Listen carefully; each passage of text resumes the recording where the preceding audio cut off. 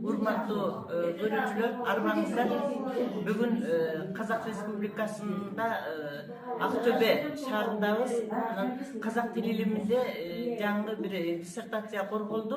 Анан бул гендердик лингвистика боюнча диссертация корголду. Анын жетекчиси Сокун Гүлжанайым. Анан мен сизге суроом мындайда, бүгүн абдан актуалдуу тема боюнча коргоо болду. Анан теманы бергениңиздин себеби, актуалдуу теманы тандап алганыңыздын себеби эмне деле деген биринчи суроо.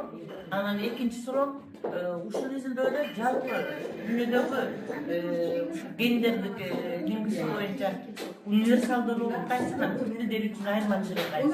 Ошого жооп берип койсоңуз. Рахмат, мен сұрағыңызға. Қазақстан Республикасы 10-ші Құдайберген Жұбанов атындағы Ақтөбе өңірлік университетіне қош келдіңіз.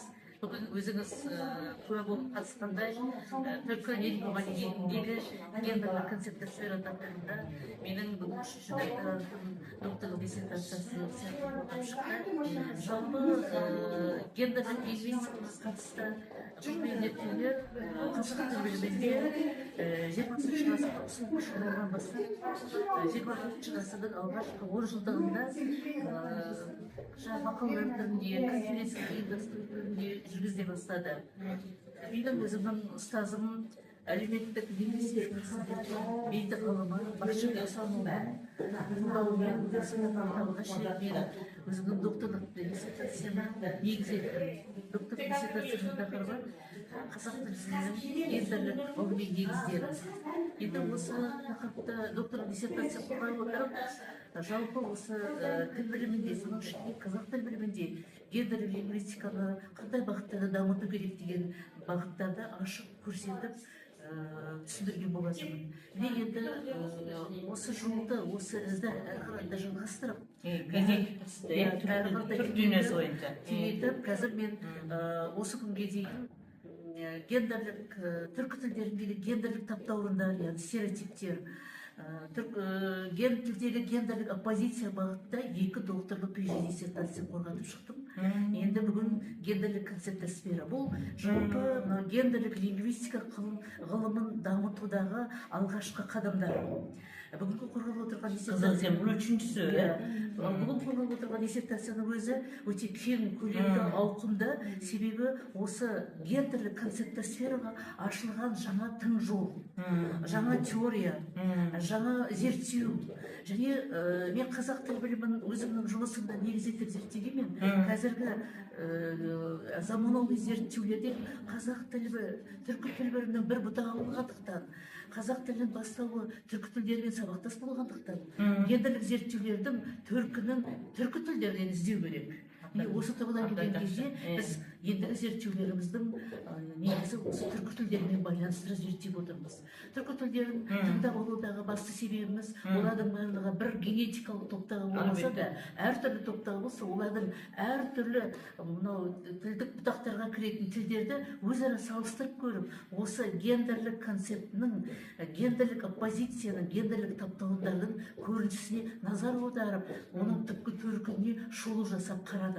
Соған сәйкес ішінде бір ғылыми теориялар ұсынуға тырыстық. Бұл жаңа ашылған бағыттың ішіндегі үлкен бір тараулар. Енді бұны әрі қарата докторанттар өздерінің шәкірттерімен, өздерінің жұмыстарымен бірге зерттеу керек. Осы бағытта мен гендерлік лингвистика деп аталатын оқулық шығардым Қазақстанның жоғары оқу орындарында, Әл-Фараби атындағы Қазақ ұлттық университетінде, Абай атындағы ұлттық университетінде, және Лев Гумилев атындағы Евразия университетінде бұл арнайы таңдау пәндері ретінде оқылып жатыр қазір Қазақстандық жоғары оқу орындарында. Және сонымен бірге осы бағытта тілдің гендерлік жіктелімі, қазақ тіл білімінің гендерлік тұғыры деп аталатын монографиялар жарық көрді. Енді бұл гендерлік лингвистиканың барлық саласын дамыту үшін қазір осындай ғылыми жұмыстар, докторлық диссертациялар қорғалып жатыр. Ал жалпы әлемдік деңгейдегі өзіңіздің екінші сұрағыңызға келетін болсақ, Нұргүл ханым, жалпы гендер бұл ағылшын тілінен енген термин джендер, өткен ғасырдың, яғни 20 ғасырдың 70-80 жылдарынан бастап қолданысқа ене бастады. Ол алдымен әлеуметтану, философия, мәдениеттану ғылымдарында белең алды, кейіннен тіл біліміне жаңа мағынада дженда деген бағытпен енді терминмен. Дженда деген жалпы тура мағынасында бұл тек рух дегенді білдіреді, мужской род, женский род деген сияқты. Ал енді қазір бұның жаңа мағынасы әлеуметтік мәдени жыныс. Әлеуметтік мәдени жыныс, біз сондықтан оның терминін гендер деп қолданамыз. Гендерлік лингвистиканың дамуы Европада сол 20 ғасырдың 70-80 жылдарынан бастап алдымен феминистік лингвистика, маскулиндік лингвистика, сосын екі жыныс өкілін қатар алып қарастыратын гендерлік лингвистика бағыты дамып, дербес ғылым саласы болып қалыптасты. Оны бер жағында ТМД елдерінде, Ресейде, Украинада, Қырғызстанда, Өзбекстанда гендерлік лингвистика зерттеулер жүргізіле бастады. Қазір қазақ тілінде де бұл бағытта біз өз тарапымыздан дайындап, оны түркі тілдерімен салыстырып зерттеп, түркі тілдерінен тарайтын бір бұтақтан тарайтын тілдердегі осы ерекшеліктерді бөліп көрсетіп, зерттеу жұмысын негіздеп отырмыз. Тектеш тілдердегі. Ошол тектеш тілдерде, түркі тілдерінде гендерді түшініп, дүние танымының ең алдыңғы ушул жағынан айырмаланат аламдан, дүние елдерінен деген қайсынысын алдыға алып шықсақ болады? Бұл жерде бүгін өзіңіз көріп тыңдағаныңыздай біз сонау мифологиядан бастап, халықтың санасындағы, мифологиялық санасындағы аталық аналық бастау. Ол түркі әлемінде тәңір ұлаймен байланысып жатқандығы, яғни аталық аналық бастаудың бұл ерге тән, әйелге тән қасиеттер. Гендер лингвистикадағы негізгі базалық категориялар бұл маскулиндік, фемининдік, яғни ерге тән, әйелге тән, әйелдік, еркектік, яғни бұл жыныс өкілдерін алып қарамайды гендер. Гендер сол жыныс өкілдеріне тән әлеуметтік ерекшеліктерді алып қарастырады. Яғни әйелдің бойында маскулиндік та, фемининдік та қасиет болуы. Мысалы, еркек дауысты әйел дейді.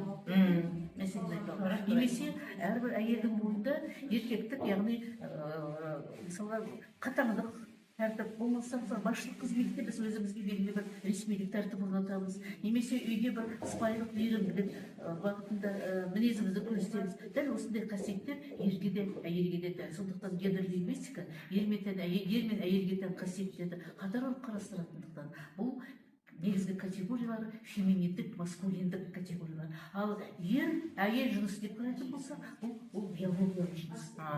Жақсы, аябай жақсы ашықтап бердіңіз, жақсы айтып бердіңіз. Анан бүгін шәкіртіңіздағы сіздің қойған талаптарыңыздың барын атқарып, абдан көп емгек қылып, ішін жақсы қорғоды.